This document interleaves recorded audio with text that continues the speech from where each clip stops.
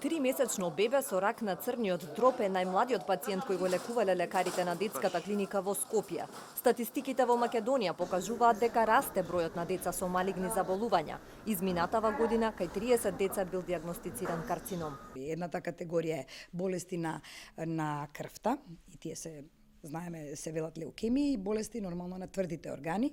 што коментираме дека во последно време бројот на заболени дечиња со малигни болести на солидните органи исто така е зголемен. Леукемијата е најчестото малигно заболување, но ракот кај децата, објаснува доктор Софијанова, исто така и генетски детерминиран. Затоа е многу важно да имаме навремената диагностика за кој тип на малигна леукемија се работи, на малигна клетка станува збор, за да можеме да го одбереме правиот протокол за лекување. За тој дел морам да речем дека сме навистина во согласно со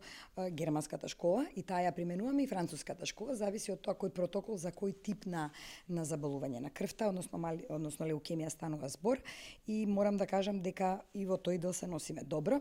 Иако лекувањето е долг и тежок процес, како за родителите, така и за самите деца, сепак на Скопската детска клиника има бројни приказни кои завршиле со среќен крај. Желбата и радостите кои што следат од кога ќе видиме дека децата се излечени и добро познавам едно девојче кое што ме случајно сретнува во лабораторија стално, кое е веќе излечено и кое што доаѓа со својата сестричка тука, незината насмевка ни дава уште поголема мотивација на нас да направиме се, да ги имаме сите лекови, сите цитостатици и се што е можно да може да им го овозможиме и во оваа држава безбедното, пред се безбедното и квалитетно лекување на децата со малигни болести. Во насока на подобрување на лекувањето на пациентите со карцином, според доктор Софијанова и издруженијата, добро би било во земјава да се отвори центар за карцином кој би овозможил комбинирана терапија, психолошка поддршка и дневен престој како за децата, така и за возрастните со малигни заболувања.